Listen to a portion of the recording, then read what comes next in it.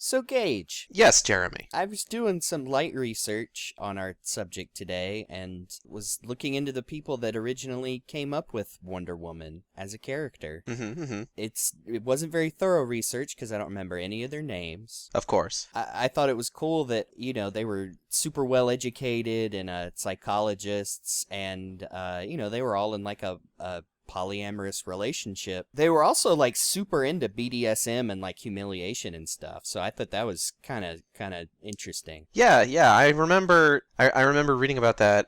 Before you went into the poly and the BDSM stuff. Like I was gonna mention that I believe the husband of at least the pair that I'm thinking of, like the specific pair, he also invented the lie detector, which of course is we now know is complete bunk, but back then it was pretty good. Yeah, it still gets used on like daytime talk shows anyway. It explains it explains the lasso of truth. And it kind of explains Wonder Woman's original stated weakness. Oh yeah, what was that again? Was it being bound up and disciplined? Oh, I remember now. Yeah, you know what it was? It was specifically having her wrists bound by a man. Oh, okay. Yeah.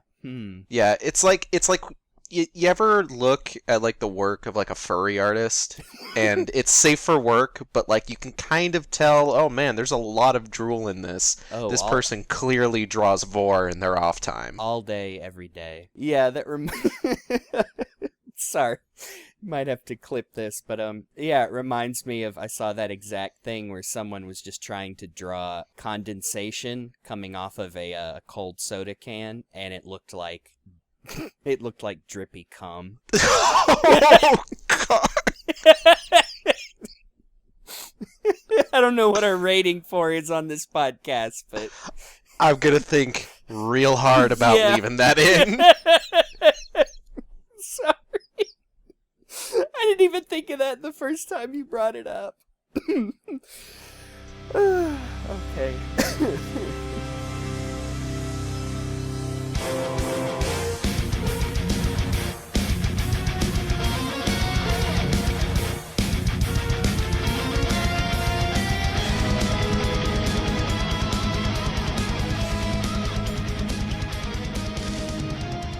So hello, and welcome to Live from Blüdhaven, the show that is...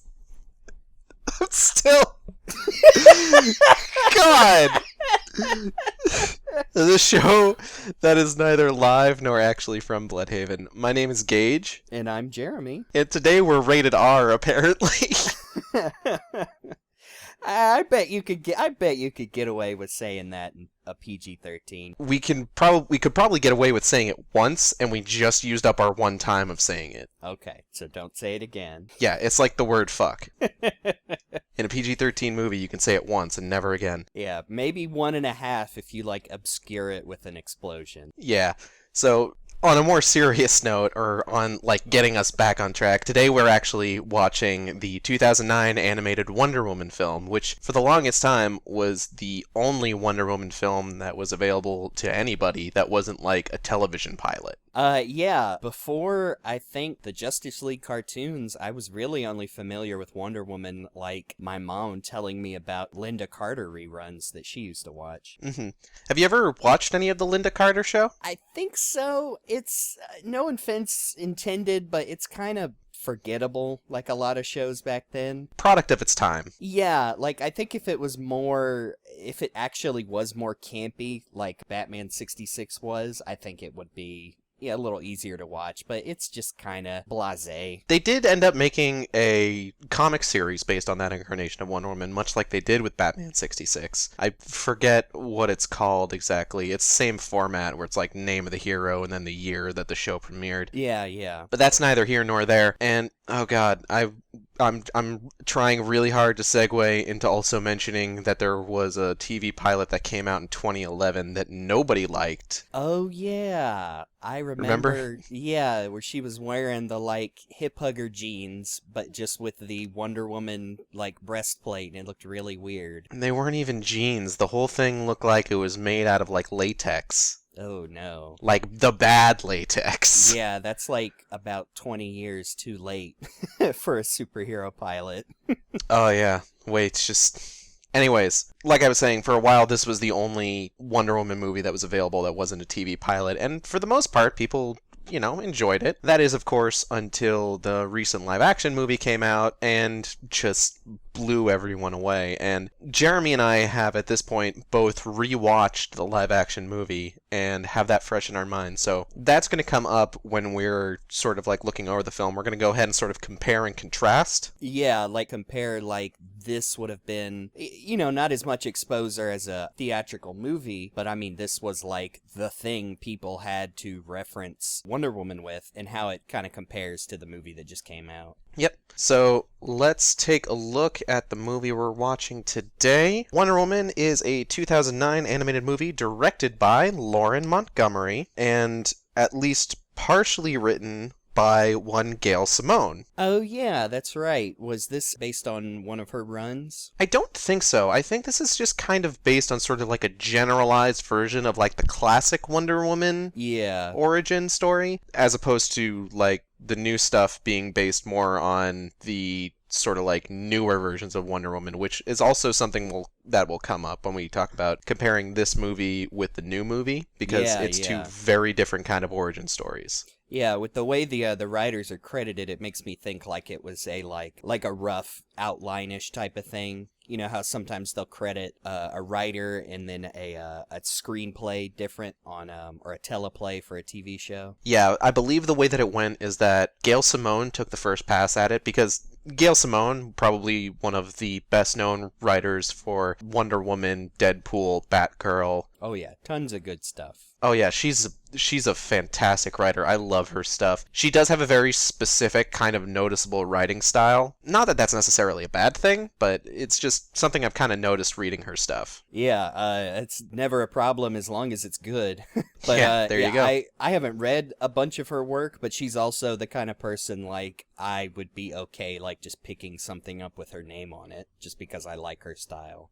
There you go. One of my favorite runs of hers was probably the original New 52 Batgirl, which she always kind of complained that they made her write that really dark and edgy, and then when she left the book they made it a lot more lighthearted, but I still think she did a really good job with what they gave her. Yeah, I think, like I said, I haven't read a ton of it, but I think I remember seeing a lot of that version of Wonder Woman. I think she did the original New 52, and I like that Wonder Woman because somebody decided like, oh yeah, it would be cool if like we made all of the Amazons kind of look Amazon-y. I mentioned in, what was that, the New Frontier episode, that I love it when they make Wonder Woman taller than other superheroes. And I remember in most of those comic books, like, she is, like pushing 7 feet tall. I think that's super cool. That's all I gotta love tall ladies. But this movie was also written because, I don't want to like spend all this time gushing over Gail Simone, and I'll also point out that yes, it was also, they did also bring on writer Michael Jelenic for like rewrites and stuff like that to take another pass at it, but evidently enough of Gail Simone's original story remained that they also credited her on the film. Mm-hmm. As for the sort of acting talent that we have on display here, Kerry Russell plays Wonder Woman. We have our first instance of Nathan Fillion.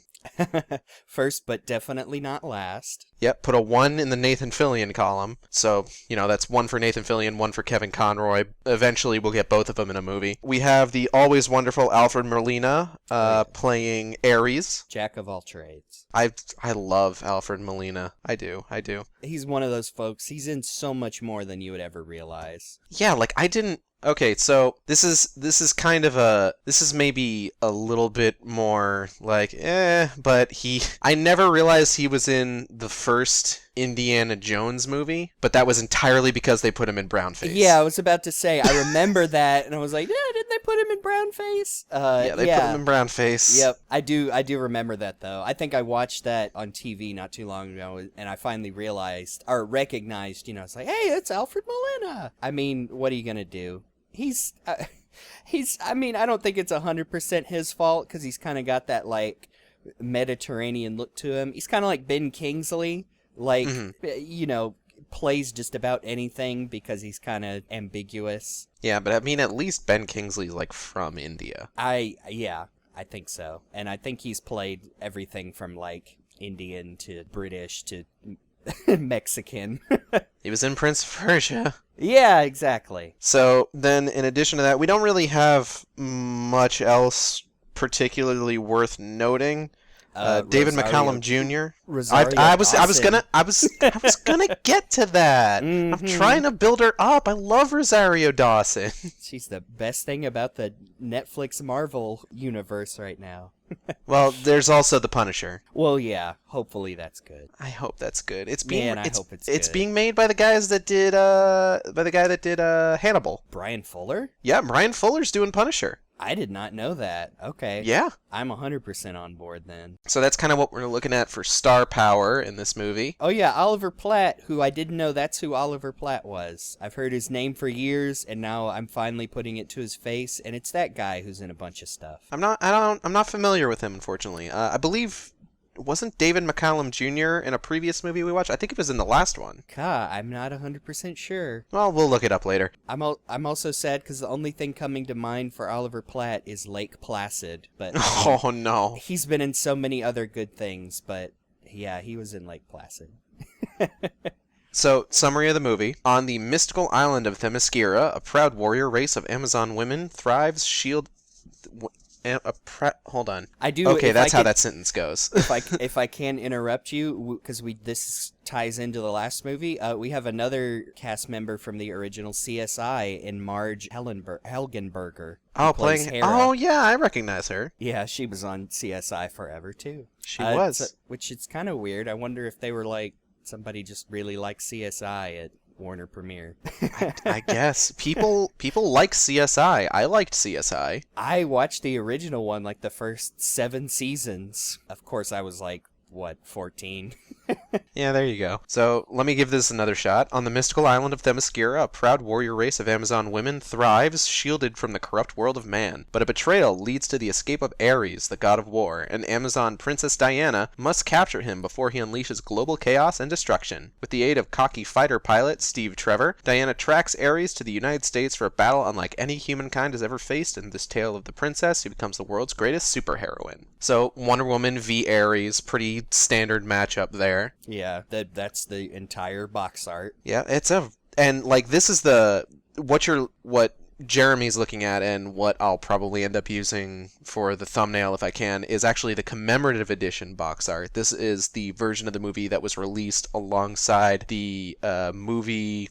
I can't remember if it was when the movie was in theaters or when it came out on Blu-ray, but it was released alongside the live-action movie. Okay, I didn't know that. That's interesting. Yeah, and you can tell that it otherwise has absolutely nothing to do with this movie because the outfit that she's wearing in the commemorative edition box art totally different from what she's actually wearing in the film. Yeah, because this movie is 2009, so quite old. I guess it also shows how many other Wonder Woman movies that they've done since this one that weren't the live action.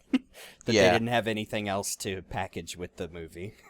So, whether or not it's adapted from something, I think we mentioned it's pretty much just kind of your standard Wonder Woman origin story about, kind of briefly going over, who the Amazons are, how Wonder Woman came to be, how she ended up in the world of man, as it were. Pretty standard stuff for the most part. So, Jeremy, have you seen this movie before? I have not. This was okay. Weird... Gosh. I remember I saw Superman Doomsday. I bought Gotham Knight because I was loved the Nolan movies. And then I kind of just forgot about all these movies for quite a while because they just didn't, there wasn't one I was super interested in because all I knew about Wonder Woman is from Justice League, and this wasn't Justice League, so I was like, whatever. Mm-hmm.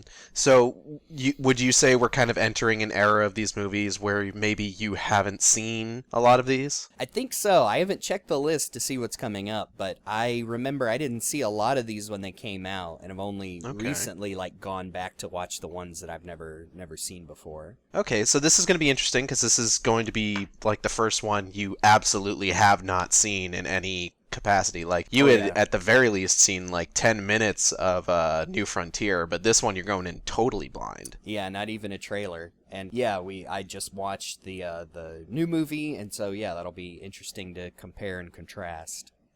What I remember about it, and this kind of ties into some stuff that I was reading about the live action movie and just kind of Wonder Woman media in general, this is going to be, if you remember what Steve Trevor is like from the live action movie, this is going to be a very, very different version of Steve Trevor than what you're used to, because from what I understand, the way that it worked was when the original creator of Wonder Woman died, no one really knew what to do with Steve Trevor. Like, nobody really knew a good way to write him. So kind of as things went on, he was sort of phased out. And you'll kind of get the sense of that when we watch this movie, where it's just like they give him the kind of personality you would expect somebody to give a character like Steve Trevor when they don't really know what to do with him. Now I'm interested. Yeah. So, like, I'm sure when we watch it, you'll sort of, like, immediately know what I mean by that. Because if you're the kind of person that saw the live-action Wonder Woman movie and thought to yourself, oh man, Steve Trevor in this is kind of boring, like, he just kind of comes and goes, I don't really have any attachment to him. I would say watch the animated movie and thank the fucking Lord above that we got such a good version of Steve Trevor and Chris Pine. Yeah, that's interesting, because not to talk about it too much already, but yeah, I didn't really like him in the live action one either. Oh, man. Trust me, I watched the live action one, and then I read about this, and, like, thinking back on it, like, I'm actually really pleased with how Steve Trevor was in the live action movie. So, we're gonna go check out the movie, and we will be right back. Because Wacko makes the entire line of Riddler games and puzzles, like the Riddler's Riddle Mid. Hours of fun for only $19.95. All right, and we are back. So, let's launch into immediate reactions. Jeremy, what did you think? That was pretty good. I can't say I loved it, but I can't say it wasn't worth a watch either. Yeah, so, like, can you see how maybe given the absence of other big Wonder Woman media, this would probably be like the best thing that we had for a while? Yeah, like without the trying to divorce it from a comparison to the live action movie, I would say it's pretty decent. But yeah, directly comparing it right off the bat, I'm like, wow, I'm sure glad we got something better. I'm more or less in the same boat. I remember watching this again after seeing the live action movie, and just because I really liked this when it came out. Like, I always remember, like, oh, that's like one of my top DC movies. It's such a good Wonder Woman movie. But then, like, watching it with the context of the live action movie, Yeah. all I can think is that, like, wow, that wasn't. I mean, it was okay, I guess, but, like, we've got something better now. And it's not even, like, there are things about this particular version that I like more than the live-action version, and we'll get into that when we get to comparing the two. But, like, overall, the live-action version definitely, I think, blows this one out of the water. Yeah, and it's hard, it's kind of crazy to say this movie's 8 years old, but like so many things have become more, I don't want to even say like more progressive, but like people have more ready access to like information and perspectives that make the flaws in this movie stand out more. And not that the live action movie didn't kind of fall into some of the same tropes, but I think it did it a lot better than this one did. And a lot of that just comes from the, like their choice to set this in a modern day. Yeah, and that's kind of something that we'll get to. The modern day setting is one of the things that I prefer about this movie, and I'll definitely get into why, because it's kind of part of a larger issue with, like, a lot of the more recent sort of, like, female-led superhero movies that have either come out or have been announced. But anyways, let's sort of start getting into the plot synopsis here. So, as we mentioned, this is kind of like your general Wonder Woman origin story. Yeah, I do kind of like how it opens with like this big battle that sets up the conflict of the movie, and we don't necessarily have to have not that it's always bad, but told in an opening credits like, this is what the Greek gods are all about. it kind of assumes like, we all read like the Odyssey or the Iliad in college or high school. You at least know who some of these named gods are. We all have a working knowledge of the PlayStation series God of War. I mean, yeah, even if you saw like the Disney version, you at least kind of know what's going on. Yeah, more or less. So basically, it opens up on a battle between the Amazons and between the forces of Ares, the god of war, who is the main villain of this movie. And in this battle, he and Hippolyta, the queen of the Amazons, are sort of taunting each other because I guess they used to be a thing, and they had a son whose name I completely forget because who cares? Yeah, she talks about how he's all like, oh, we had a child and now he's fighting you, and she's like, I didn't like him anyway. And then she cuts his head off. Yep, a very nice bloodless PG-13 decapitation. Yeah, not totally bloodless, but bloodless enough. Yeah, bloodless enough. And also, like, we're already seeing, 90 seconds into the movie, and we've already had 2 references to 300, with the rain of arrows, and then the Ares, like, dropping in front of his son's decapitated head. It's like, yeah, this movie was made after 2007. So, Hippolyta is all set up to totally sick own Ares, and then Zeus is like, no, he's my son, you can't do that. And Hippolyta's just like, no, fuck you. He comes out of the sky like a drunk dad waking up from from being asleep in his chair, and he's like, no, stay your hands, my son. And he doesn't even give a reason why. She's like, he's my son, you wouldn't understand. And she's just like, I would understand, I just killed my son. Also, like, Zeus, everybody is your offspring in one way or another. So then Hera shows up, and Hera is just like, yo, Zeus is a bitch. Yeah. But don't kill Ares anyway. Here, take him prisoner. He's a cranky fool. Pretty much. Yeah, so Hera says, just take him prisoner forever, and she puts these limiter bands on him that say, they basically make him mortal. But, don't kill him, just, put him in a prison forever. And then she gives the Amazons the hidden island of Themyscira for them to move to. Paradise Island. Yeah. And they do what she says. They lock him up, throw away the key, as it were, and then Hera's just like, yo, also, you can sculpt a baby out of clay, and we'll give it life. Yeah, we'll replace your shitty dead son that you killed with a cool new baby. And so she does. And thus, Diana, Princess of Themyscira, is born. Yeah. I guess we do need to touch on, during the battle, we're introduced to, Persephone, there's like a young group of Amazon warriors. Persephone, she gets her eyeball poked out. And then there's Artemis and, what was her sister's name? Alexa. There's Artemis and Alexa. Artemis is Rosario Dawson, and she's like a total badass, cutting people's heads off. And Alexa is Tara Strong, and she's a huge nerd. Yeah, and she's like scared, and we don't see more about her character till later, but Artemis is basically like, you're an Amazon and you're scared, you suck, you're an idiot dummy. Pretty much. And, like, you should just die. Alexa's just like, oh. Yeah, it's... Dang. I mean, I get that's what they're going for. It's like the old Greco-Roman, like, warrior spirit. But, like, it keeps going. And it only gets worse. Yeah, so we'll touch on that a couple more times. So, time skip, and Wonder Woman, or Diana, same person, all grown up now. And she's fighting Artemis, and there's all this stuff about how, like, we're all basically trapped on this island, even though it's a paradise.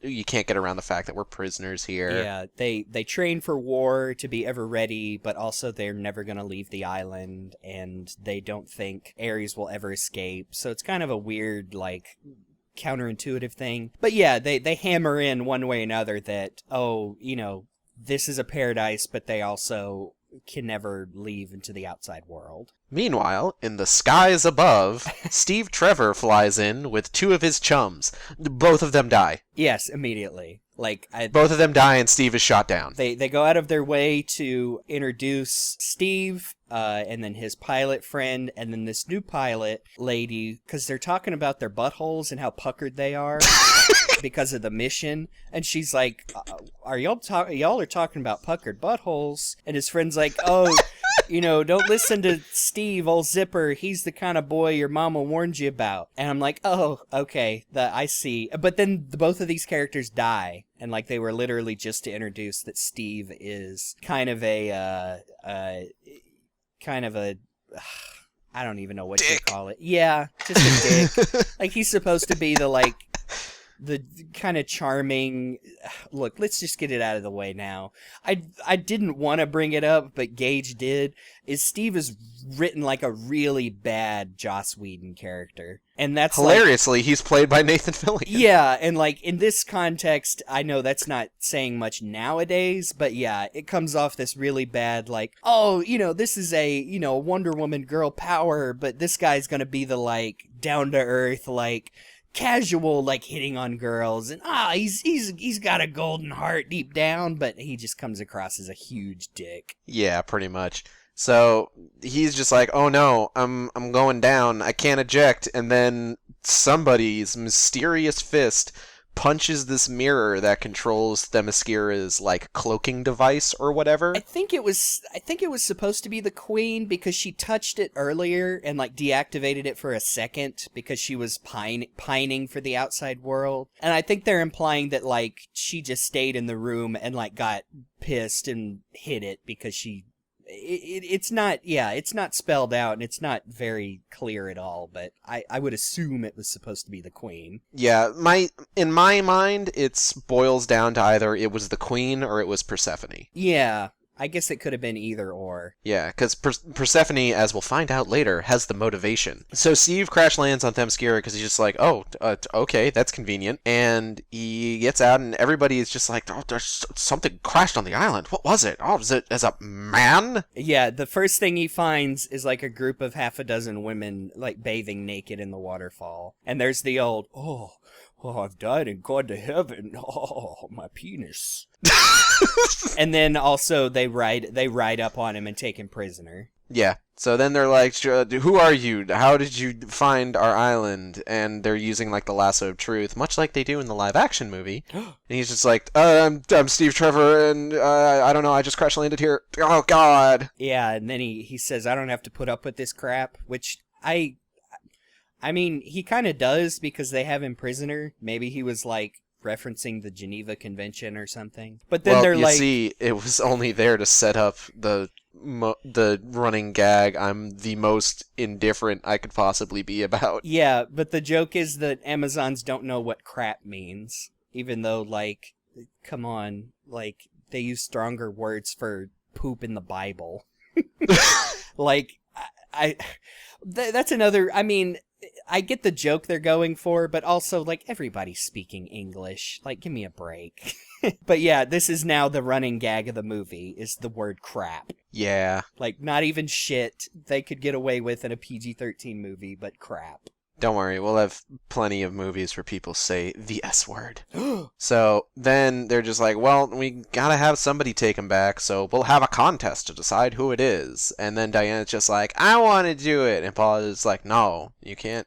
You can't be in the contest. I'm your mom, and you can't be in the contest, is what she says. It's like, you can't. Pretty much. You can't because I'm your mom. And she's just like, you're going to be on guard duty. And Diane's just like, I don't wanna. So then she gets put on guard duty. But then Alexa shows up and she's like, yeah, I'm going to take over your guard duty. You go pretend to be not the princess and enter the contest. Yeah, and Alexa has been shown to be like, she's a bookworm. I don't think they say it outright, but she's like a scholar. She's very well educated. She's very empathetic. She appears to be like Diana's like one of her best friends. And yeah, so she suggests like, well, just hide your face and enter the contest. I'll fill in for you with guard duty on Ares, which just, we saw earlier, it just involves like sitting on a stone bench all day. Yeah, Persephone's there. Yeah. Persephone seems to be like just Ares' full-time guard. Yeah, like, because she doesn't switch out, which makes sense because of what happens next. So Alexa's just like, hey, I'm filling in for Diana because the heart wants what the heart wants, even that is just worst for it. Persephone's just like, you're totally right, and then stabs her in the back and then frees Ares. Yeah, like right in the gut, like all the way through, like blood pouring out mouth. It's real bad. Yep, and then Persephone and Ares kiss, and it's weird. Yeah, they kiss, and then Ares bends down and smothers Alexa to death by holding his hand over her nose and mouth. Which just He has a very large hand. Yeah, he's fuck hands McMike, or however that goes. Fuck hands McMike. Which, I mean, she definitely would have died from blood loss if he just left her there, but yeah. But then why would you leave her there? It's fine. Just put her out of her misery. Yeah. So Diana wins the contest. A big surprise. And her mom's just like, yeah, I should have seen this coming. You won fair and square. Here's your bathing suit. And then, oh no, Alexa's dead. And it's just like, oh, you're also going to have to find fucking Ares while you're out and about bringing this dude back. So take your battle armor, your golden tiara, your bracers, the lasso of truth, and your fucking modern invisible jet that just, they clap their hands and flies out of nowhere. Yeah, there's no reason for her to have the invisible jet in this movie. It just kind of happens. Yeah, it was pretty silly. And I think the worst thing is there actually is a plot contrivance for it later. So yeah. So, I mean, like, I guess they had to have it one way or another. Luckily, in a later movie, I believe Crisis on Two Earths, we do get an explanation for the invisible jet, only because Crisis on Two Earths was supposed to originally be a movie bridging Justice League and Justice League Unlimited, but we'll get to that when we watch that movie. So, yeah, bit of a fast forward. I mean, they make it to the city. Diana interacts with some people and some scenes you've probably seen out of context. They get Diana some street clothes, they go to a bar, then they get mad at each other, and they get jumped in an alley by some dudes. Wow, I cut out for a bit there, but yeah, you went all in on skipping ahead there. Well, I thought I would skip ahead because that's part of my, like, what I didn't like, was some of like all these scenes concurrently. Yeah. Did you at least mention the drunk guy? I didn't, I'm sorry. Okay, copy paste that back here. But yeah, they land in the city, and for no reason at all, there's not even like a joke, but there's like this drunk hobo with the wine in the bag, and he sees him get out and just rambles, very well performed, something about, oh, what's that? Oh, look, oh, there's a lady. It's just, there's no clear reason for it. It just happens and then it's over. Yeah, it's a pretty good sight gag. Like, it's... Yes. So they get jumped in an alley, and then... I think one of the gangsters is voiced by Bruce Timm. We're pretty sure. According to the credits. It sounds a little off. The character's design, he's this tall, balding Hispanic man with, like, lots of tribal tattoos, and it's kind of this, no offense to Bruce Timm, but, like, this nerdy white guy voice coming out of him. Pretty frickin' stupid. I think that might have been him. I'm gonna feel real dumb if it's not him. It's fine. Bruce Timm can take it. Yeah. And so, yeah, Steve is like, oh, they got a gun, somebody's gonna get hurt. And Wonder Woman's like, yeah, well, maybe I just want to kill him. So they start shooting, and she beats him up, and a bullet ricochets off and hits a guy, and then they all run away. And she's like, this world sucks. All you men suck. Everybody's mean, and I don't like it. And then another guy approaches from the mist, and Steve's all like, oh, I got this guy. I'm a big, tough man. But surprise, it's Deimos, who I guess in this is like some weird Gorgon. Yeah, he's got a snake beard. And also, like, you can't see him through the mist except his silhouette, and his silhouette's like 12 feet tall. So Steve's just like a huge dumbass on top of it all. He's also drunk, to be fair. Okay, that is true. That was a plot contrivance that he's drunk. Yeah, so they have a big dumb fight. Wonder Woman, that she beats him, she gets him with the lasso, and she's like, tell me where Ares is. And he's like, I won't. And I thought, oh, okay, well, she's just going to use her lasso to make him tell. Except then one of the snakes in his beard bites him, and he explodes. Yeah, he turns to dust. Which, I mean, I'm not going to pretend to know, like, all of the mythology surrounding the Gorgons, but that seems like a really bad thing to have, is if your beard bites you, you explode. Go figure. So, then, did you cover the fact that they went to the Air Force Base and used the computers to track down, like, violent crimes in the Mediterranean? Yeah, which is how we get introduced to the cult of Ares. Which Jeremy totally missed when they were explained. But it was only like 2 sentences, like when they get to the volcano base. It's like, oh, the cult of Ares, they've been around since forever, and now they exist in modern day, and they have guns, and I guess jets? Like, is that who shot Steve down? They never say. It's not 100% clear. So they fuck up all these guys, and they're just like, we gotta get to the gates of Tartarus so that Ares can't get freed by Hades. Yeah, and you say that they're just killing these guys because they're part They of are just killing these guys, they're yes. part of the cult of Ares, and they're bad. Yes. I guess they show them, like, kind of abusing dogs. Like, they have dogs that are fighting each other because they're hungry. And you're like, oh, No, the dogs are fighting each other because Ares is there. Well, yeah, like, that's that's more for later, but it's like, okay, these guys are bad, but are they bad because they follow Ares, or does Ares make them more bad because it's weird. It's only weird because this film explicitly has Steve and Diana, like, executing people. Like, there's no, oh, punch, he's out. It's like, no, Steve puts his gun to the guy's head and shoots him. Yeah, like, the general idea is that because Ares, like, inspires violence or whatever, but yeah, you're right, it's not super clear whether these guys are evil because of Ares, or if, like, because they say earlier they follow Ares because they're evil. That Ares also feeds off of, like, the concept of violence itself. Which will come into play later. Yeah.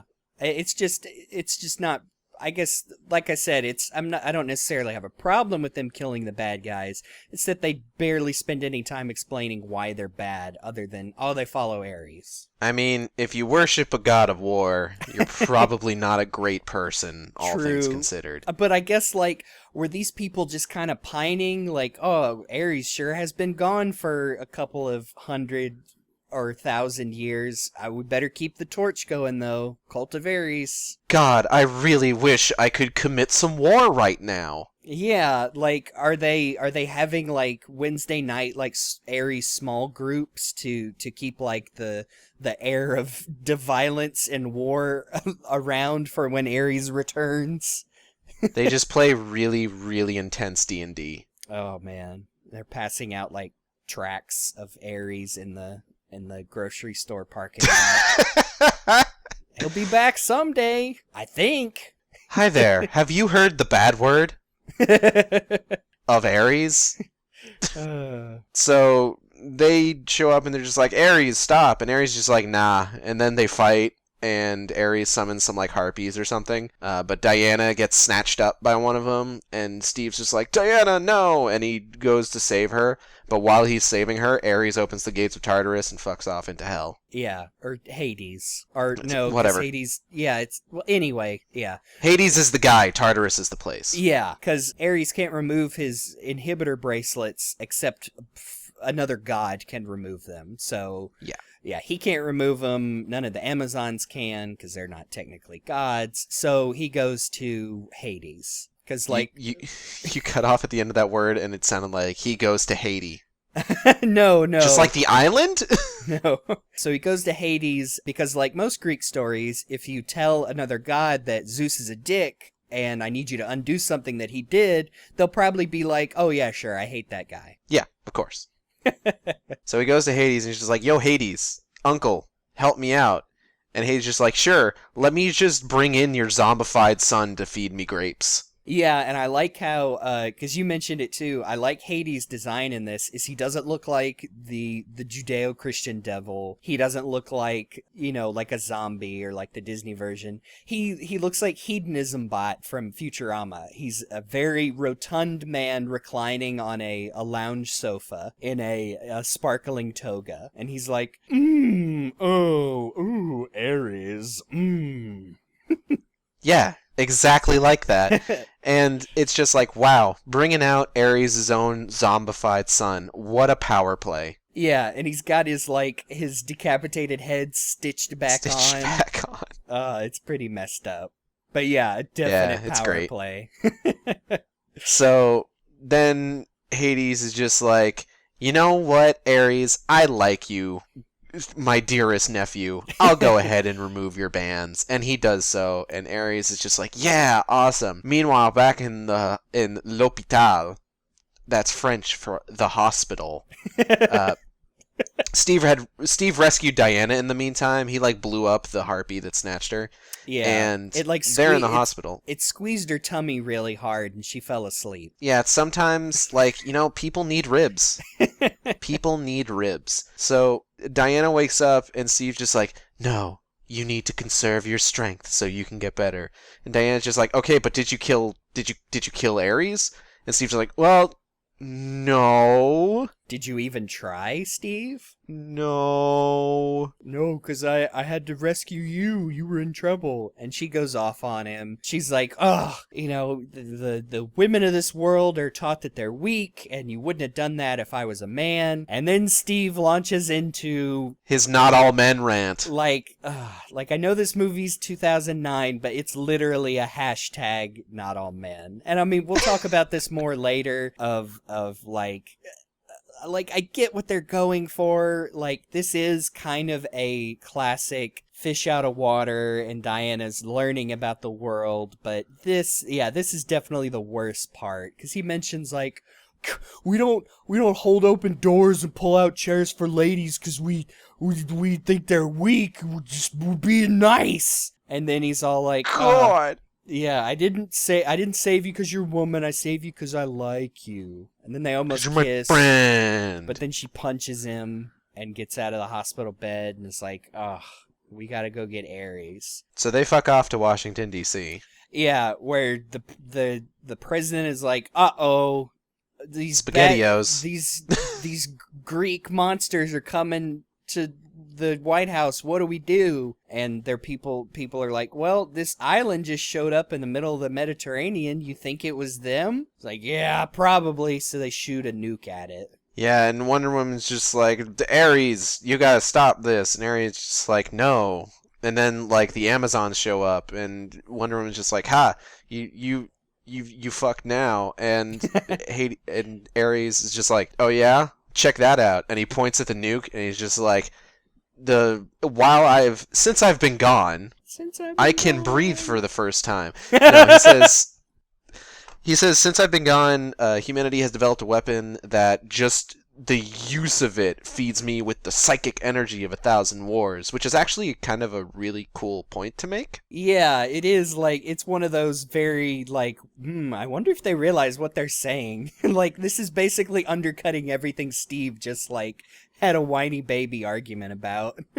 That the very existence of nukes deems man an evil influence upon the world. Yeah, pretty much. So Ares gets super powered up. He gets mad beefy. Yeah, horns and even bigger hands somehow. Where he's upgraded from Fuck Hands McMike to Yowie Hands. And so then the next thing he does is I don't even remember, what's his justification for why he can now control the dead? So the idea is that he's so powerful that he is essentially the strongest of all the gods. So he has a bunch of godly powers. Oh yeah, he's Captain Planeting all their powers. Yeah, he has the strength of Hercules, the speed of Hermes, like Hades that can raise the dead. Hercules wasn't a god. I know. We made that point while we were watching it, just Hercules wasn't a god.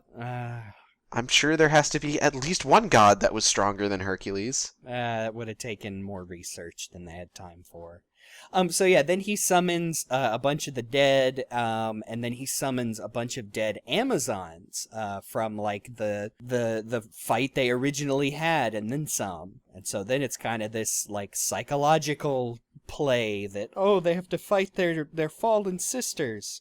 Yeah, and also any Amazon that now dies in battle, because the Amazons showed up and are fighting the demons, any Amazon that dies in battle now will also become one of Hades' thralls. Yeah, and then we get because I want to talk about it later, but we get a scene between Alexa, who, we died when Ares escaped, and Artemis is just being really mean, talking about how basically she was okay that Alexa died because she was a shameful warrior. And then Alexa, as she is fighting Artemis, whispers her a Latin phrase that Artemis repeats, and it breaks Hades's spell over the dead Amazons. So it was like, she managed to overcome it and used her book knowledge to save them. But yeah, the whole time Artemis is just like, I'm glad you're dead. I hate you. Were such a wimp. Yeah, and then of course Alexa's just like, in death, I am an Amazon, yeah! And then Hades dispels all the dead Amazons pretty much immediately, and there's no payoff to that.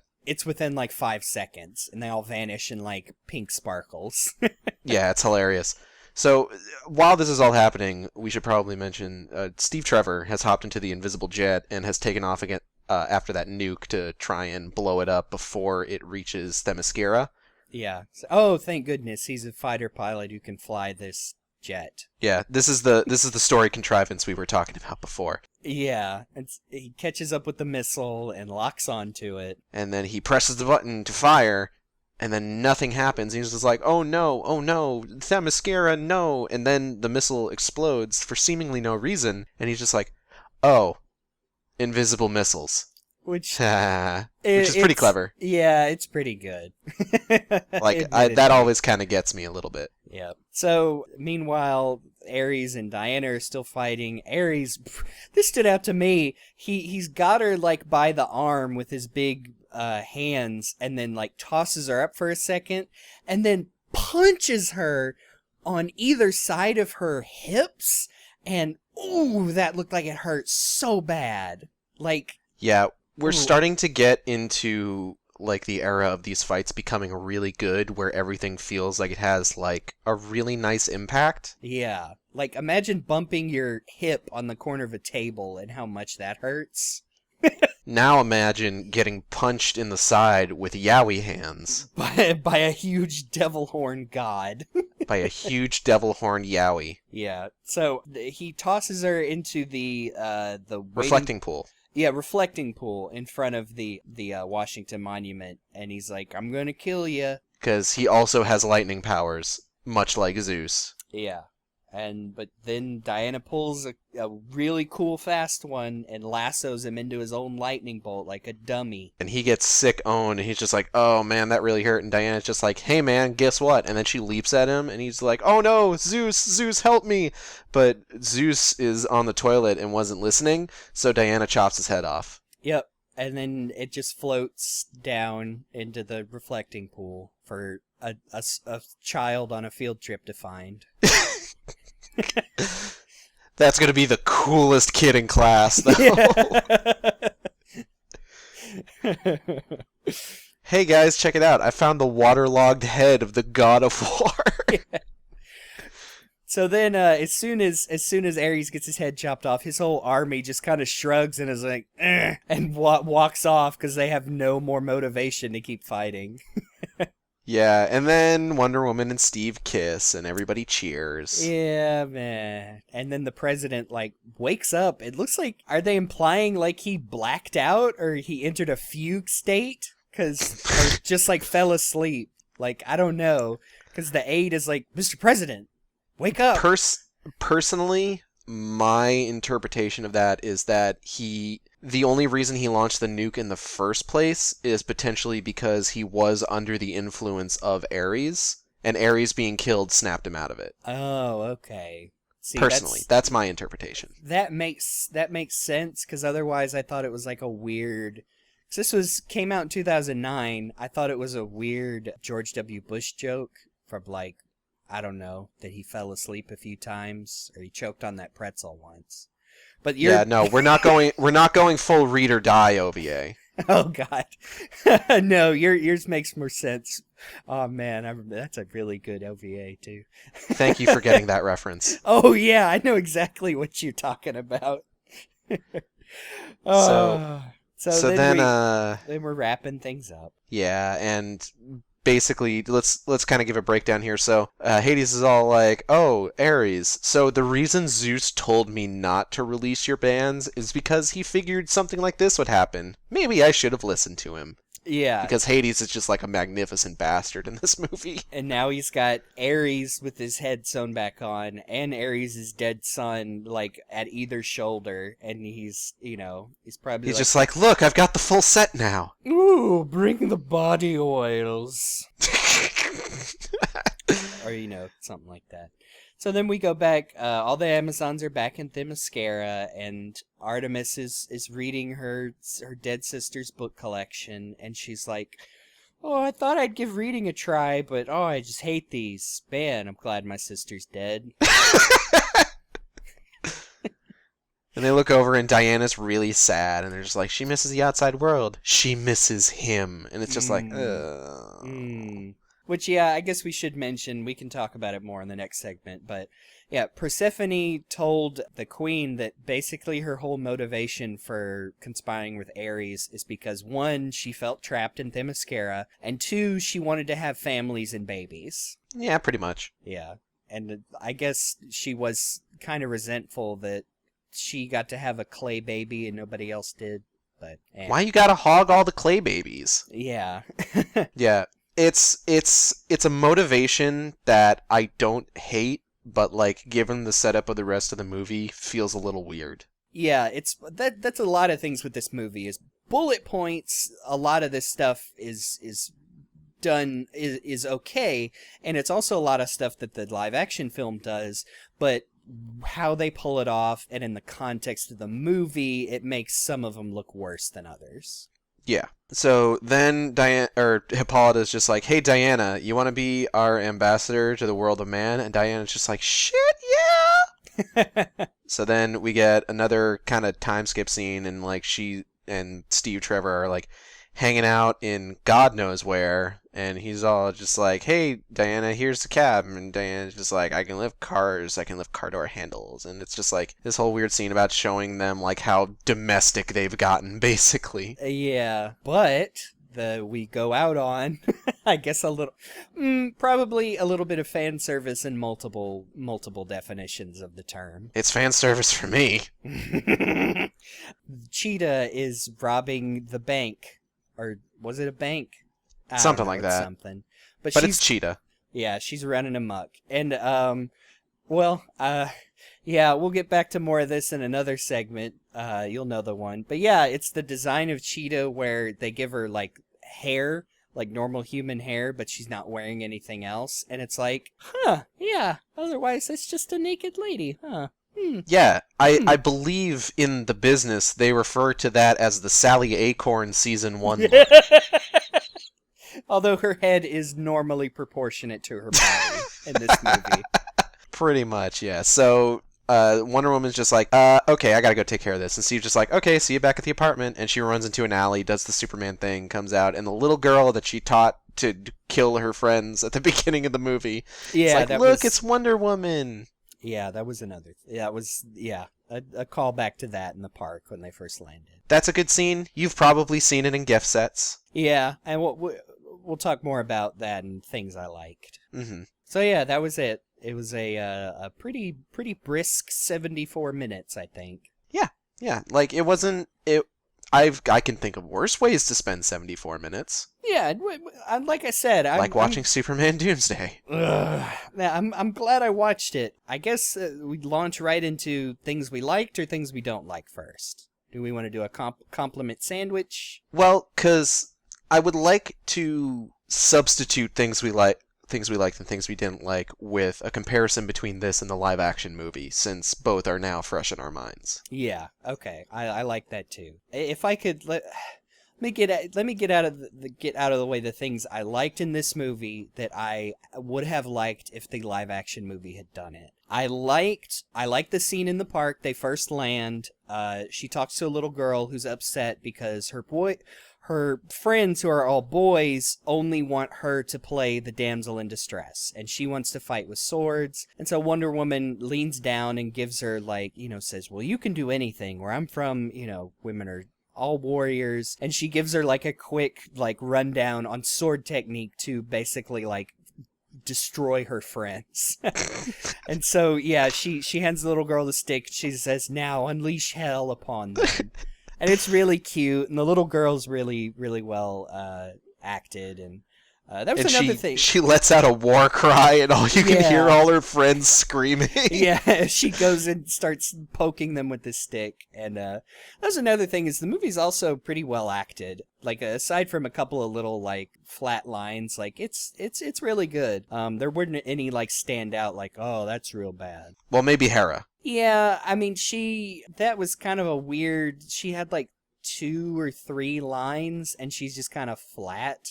Like, she sounded bored. Yeah, and it didn't help that, like, she came after Zeus, who was like this comical Zeus voice that's like, oh, I'm Zeus! There's a reverb on my voice! Yeah, basically.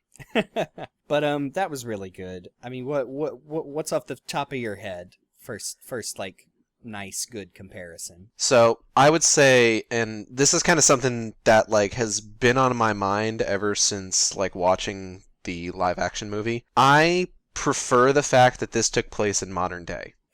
And beyond the fact that, I just like seeing superhero movies set in modern day, I remember seeing somebody's criticism of the first movie and the fact that they announced that the second movie would take place in the Cold War, and also the fact that the Captain Marvel movie that Marvel is doing is going to take place in the 1990s, is that none of these, their line of thinking is that none of these studios are setting these particular movies in modern day so that they can frame sexism as an issue of the past, basically. Yeah, I definitely see what you're coming from, because that was one comparison I would put. I think the Diana being the fish out of water, being like giving these very like basic like feminist ideals, fell a little. I think the live action movie did it better, but only because it was so easy for them to, basically like say, hey,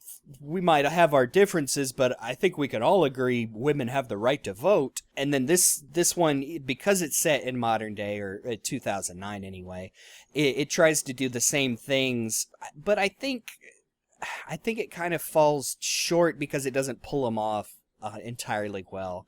But yeah, I actually I think I agree with that yeah, it does, especially when the character is and like always has kind of been like designed to be like a pretty progressive portrayal of a female superhero, that yeah, it is kind of, I don't want to say toning it back, but like I said, it's much easier to set stuff in the past because you get that self-satisfaction of, oh, well, look how far we've come, and not really like hanging it on modern culture, because I mean, obviously stuff like that is still around. Yeah, the kind of main comparison I want to make here is that the live action movie does not go in quite as hard on the feminist like subtext, I guess is the best way to put it. Yeah. Whereas this movie goes in hard to a fault. Yeah. Like, I don't want anybody to get the wrong idea. I much prefer the live action movie to this one, but this one does make like sort of modern feminist issues kind of like the forefront with the scene with the child where it's just like, oh, the boys only cast her as like the damsel in distress. And even as kind of gratuitous as the scene in the animated movie is with Etta Candy, the fact that they are doing this whole like, oh, women are taught to trade on their femininity because they don't think that they can compete with the men, so on and so forth. Yeah, I think, because again, like, I don't disagree with you, and I don't, and I admire the movie for trying to do that. I think, like you said, it tries to do it to a fault, and I think probably the problem is, like we said, this movie's very short. They almost all are. It's barely over an hour. I think if they would have had a couple more minutes with each of these scenes, they would have come across a little bit better. Because you look at them as a whole, and yeah, like you said, the scene in the park with the little girl, like, I think that's great. Like, that establishes what Wonder Woman's all about. And then you get the scene with Etta Candy, and it's kind of like, we don't really know who this character is. Diana doesn't know who she is or her relationship to Steve. And basically, Etta just kind of flirts with Steve. She's like, oh, I dropped my pen behind my desk. Can you move it with your big, strong arms? Like, she's flirting with him. And Diana kind of, we find out later, because she says it, she takes it as, oh, well, look at this woman. She thinks she's weak. And, she had to appeal to Steve, or use her femininity to get Steve to help her. When, like, even in the scene, it's like, no, she's flirting with him. Like, I don't know if she's jealous of Diana. And, I mean, look, like, it's not really a secret. Like, I'm a cis white dude talking about, like, feminism 101 here. Some of these scenes kind of come across as Diana or the Amazons being like, oh, well, you're the bad kind of feminist because you use your femininity or whatever. I don't think that was the intent, but it kind of comes across that. Same with, we mentioned Persephone's whole reason for wanting to get off the island is because Ares seduced her and, like, promised her a world where she can live in the open and have a family and children.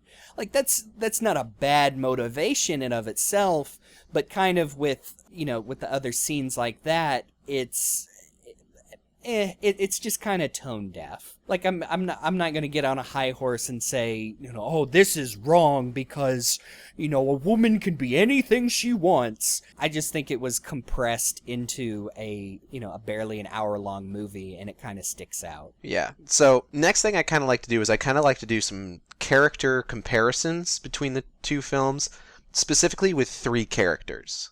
And they're kind of our three main characters. So let's start with the obvious one, Diana. Do you prefer this Diana, or do you prefer Gal Gadot's Diana? They're pretty similar as far as they're very strong-willed and know what they stand for, know what they want. I think I prefer Gadot in the live-action movie because I like that the Amazons in that movie were much more, like, well-educated. Like, they all...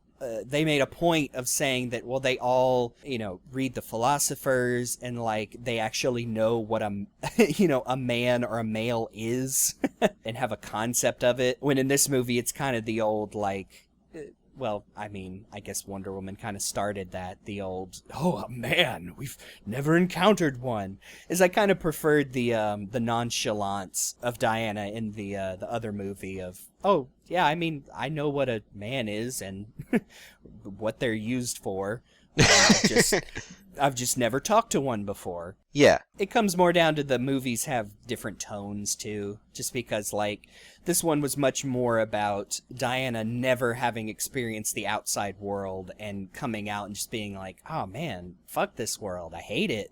And the other one is more of it's a little more nuanced than that. Yeah, like, she gets to the same conclusion, but you can kind of see her, like, assumptions and her opinions changing. Because I remember one of the things, because overall I don't know who I'd choose for this, because, like, I really like this version of Wonder Woman. Yeah, it's not bad.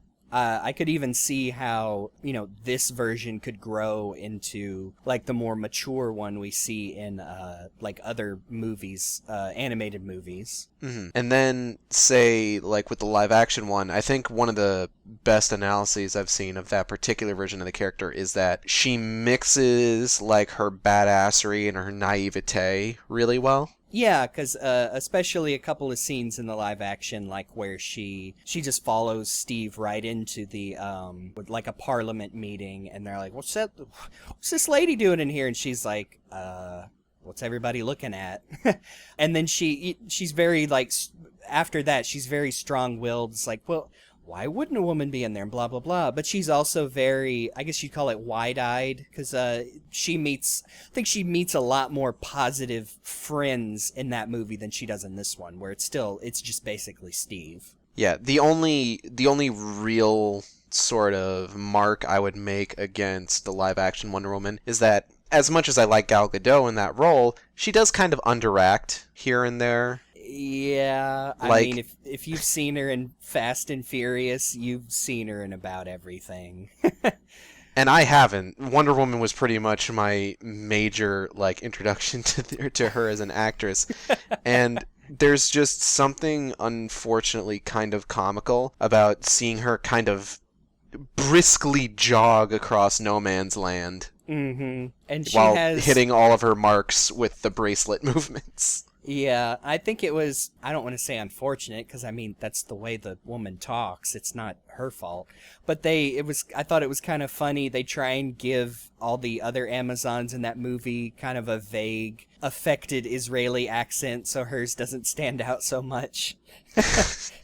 But I think she's fine. I mean, I wouldn't say she's bad. It's just, like you said, it's a little low-key in places where it could have been projected a bit more. Yeah, she's still the best thing about Batman v Superman. Oh, definitely. And it is.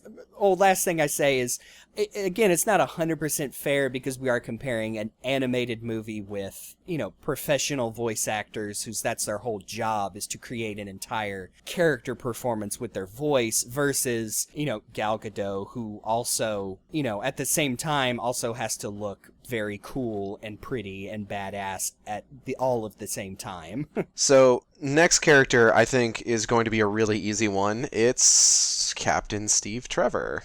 Oh man, look, I don't even have an affiliation for Chris Pine. I don't love him or hate him. God, he is so much better in the live action movie than the guy in here. And I got nothing against Nathan Fillion either. He's just a dick in this animated movie. It's like I said, watching, I set this up in the pre-show, watching this particular version of Steve Trevor gives you such an appreciation for Chris Pine as the character. Yeah.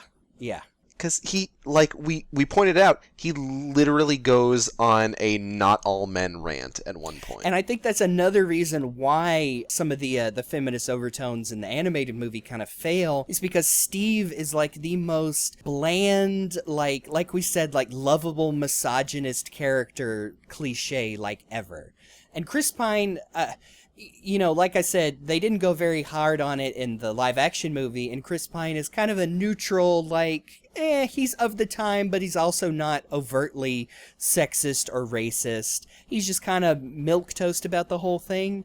But yeah, Steve being a turbo douche in this movie kind of undercuts what they're going for. Because yeah, he literally talks about not all men are bad, and we don't all, cause wars, and yada yada yada, and he's saying this stuff in earnest, and yeah, he's just a douche in the other one. It's rough. The big thing with Steve because I think I talked about this in the pre-show about how after the creator of Wonder Woman died, no one really knew what to do with Steve Trevor. The fact, because I would challenge you to maybe go back and watch some of the Steve Trevor scenes in the live action movie, see if you can kind of spot a little bit more nuance with the character, because he definitely has a completely different kind of personality in that movie. Just watching him, his reaction to realizing what he has to do with the plane full of the gas. His interactions with Diana, his interactions with his reinforcement buddies, stuff like that. Or even funnier scenes, we mentioned Steve in the animated movie. The first thing he stumbles upon is a bunch of naked Amazons taking a bath, and he's like, "Oh, hubba hubba." And then a parallel to that scene in the live action is when he's washing up in the cave springs, and Diana just walks in there, and he's he's got his hands over his dick, and he's like, tries to make casual conversation, and it just comes off as more, I guess a negative way would be non-threatening, but it comes across more charming that he's a hot-blooded American male, and here's this beautiful woman who just couldn't really care less that he's showing her his twig and bits.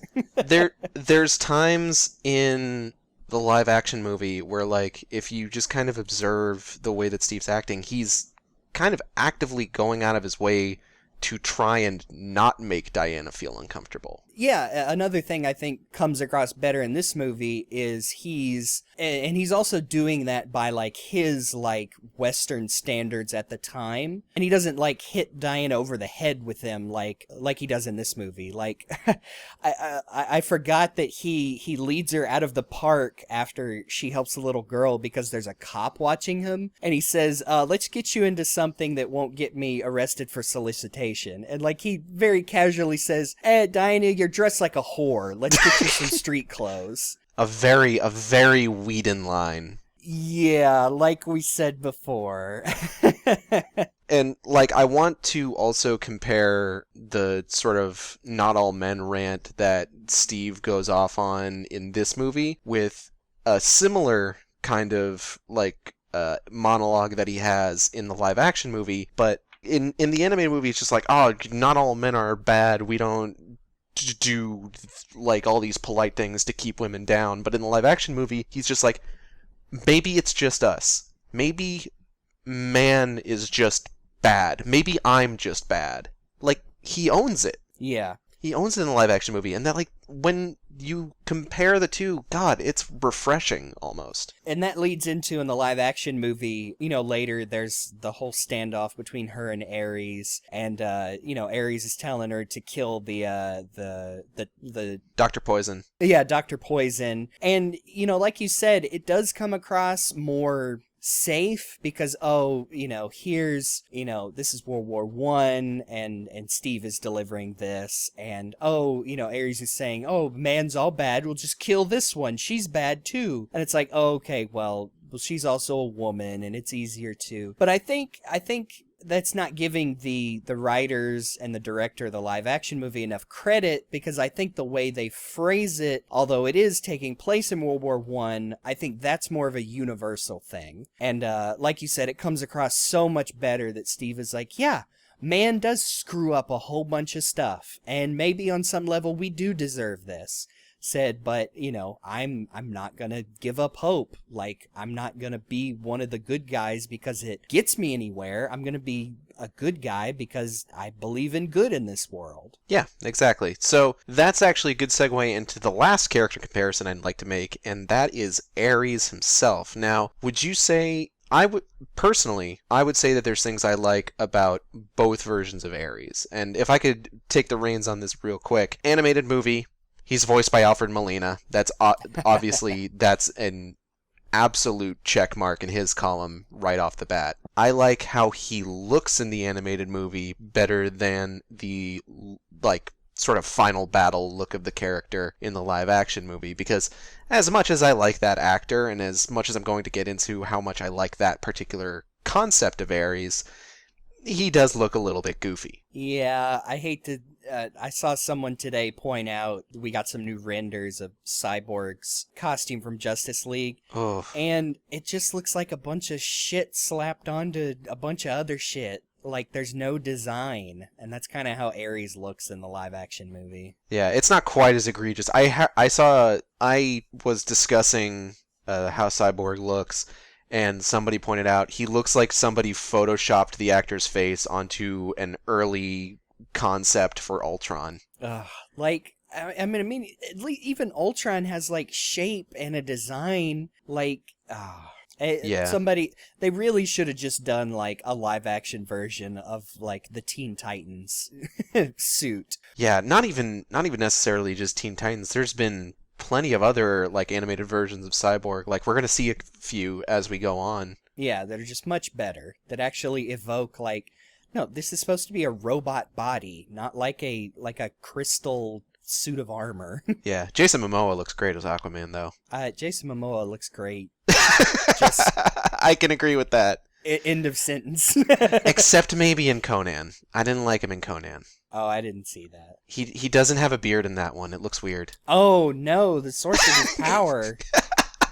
Aquaman is like a less threatening Khal Drogo. Now, to kind of get into what I appreciate about the live action Ares over the animated Ares, old white British dude. Just kind of full stop. Yeah.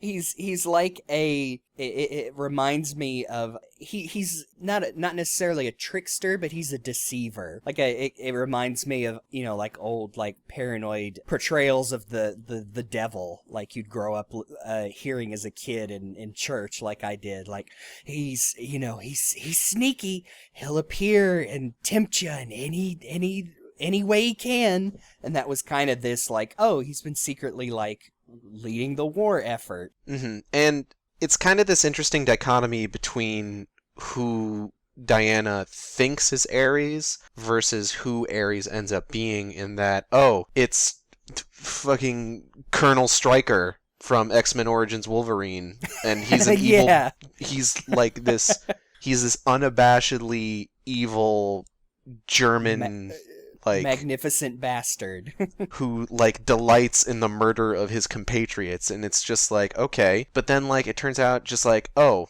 it's an old white British dude from like the early 1900s. What better representation of the avatar of war could you think of? Yeah, and it's another thing, you know, and I choose to see more in it than is spelled out. But yeah, it's another thing that kind of transcends the time setting, and it's like, oh, war, it's bad in a lot of ways. War never changes. Yep. So that's more or less kind of like the extent of how much I want to compare the two. Just overall, I would say that I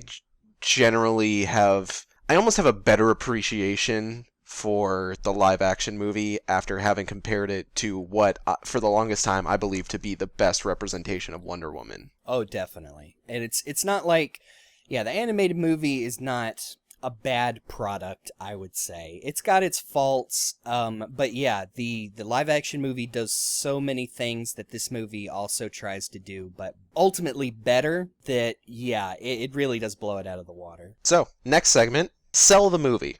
So, what scene in this movie do you think would be the one that you'd show somebody to convince them to watch it? Personally, I like the scene of Diana drinking Steve Trevor under the table.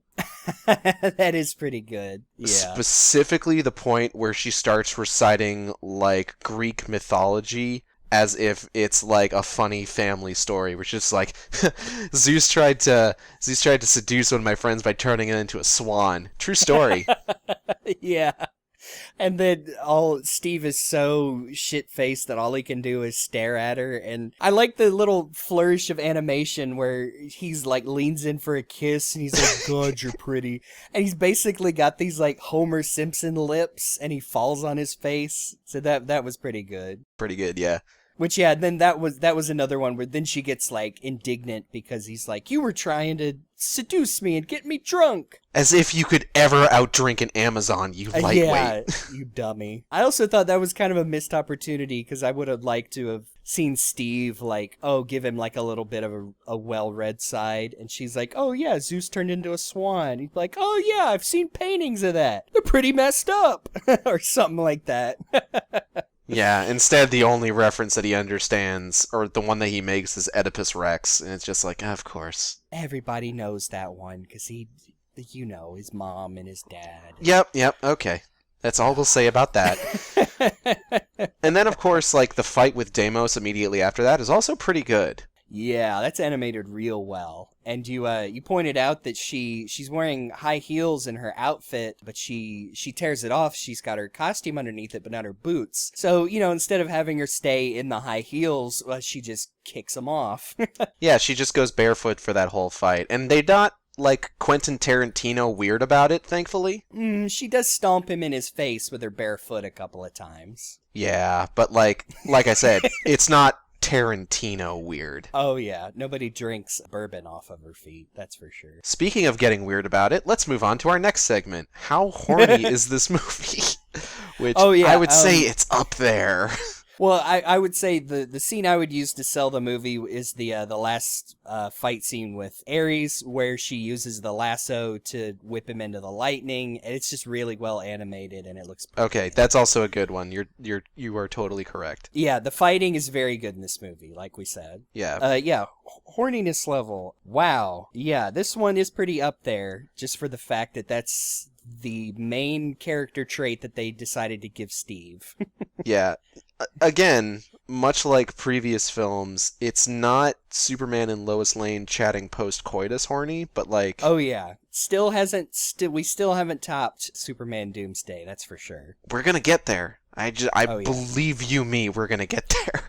Oh, I know. But this one, it's not too bad. There's obviously, like we said, Steve stumbles upon the naked Amazons, and there's some side boob, and also, like, the anime, my hair is somehow covering my nipples, even though that's not how nipples or hair works. And then there are a couple of, like Diana putting on her armor for the first time, and they're like, hey, did you forget she had pretty big boobs? Because Yeah. Steve didn't. Because he says it straight says out it. a couple of times. Yep. And it's not even, he says it because he has the lasso of truth around him and he's talking to the queen and he says, your daughter has a great rack. The lasso didn't even light up for that one.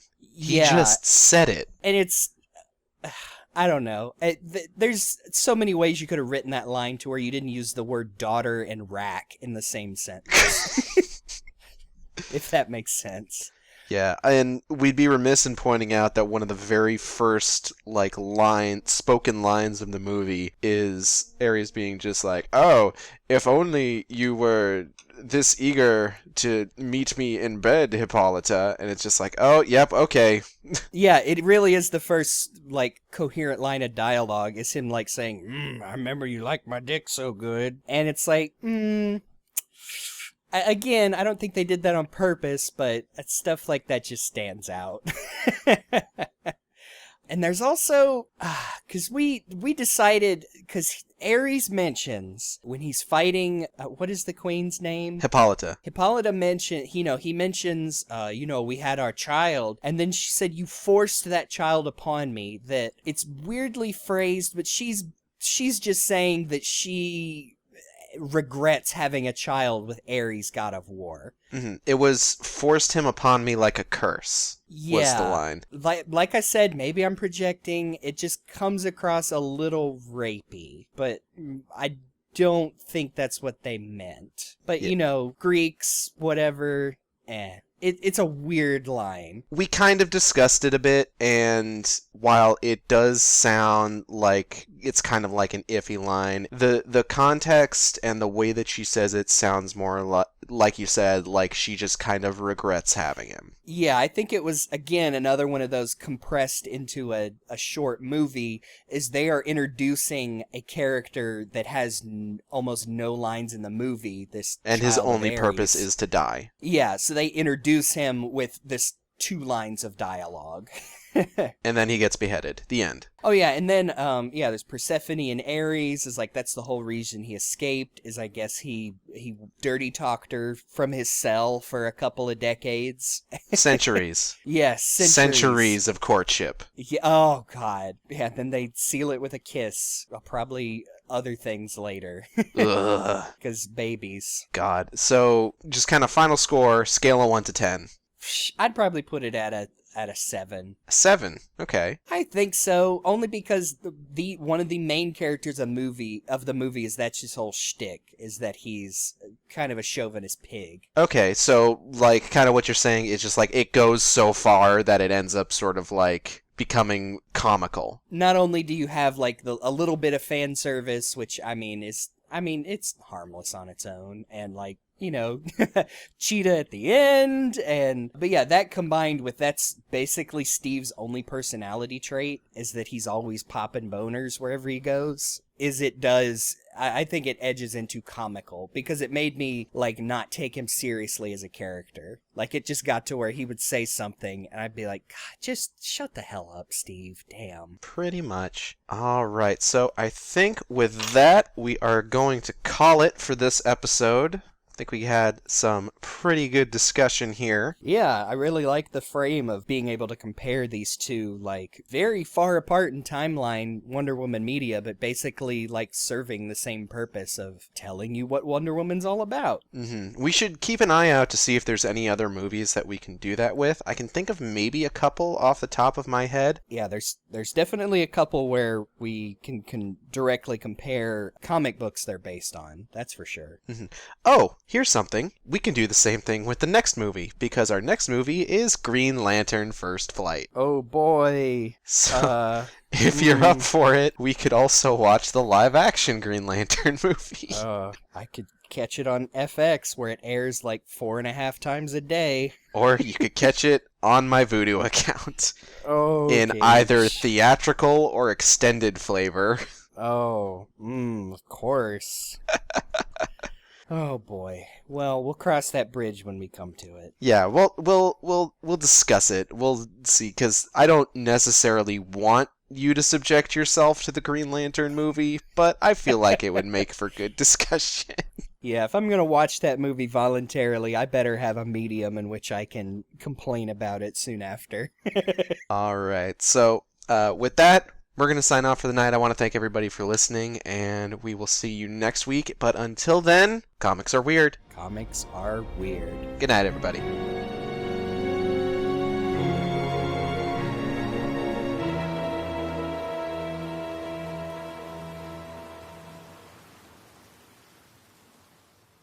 My phone buzzed. Hold on. No worries. What the fuck? Oh, this is about Natalie having watched Big Bang Theory or something. Oh no. I couldn't understand it for a second because it says she's watched Oingo Boingo Theory and knows Sheldor knocks the door 3 times to talk to Pingu.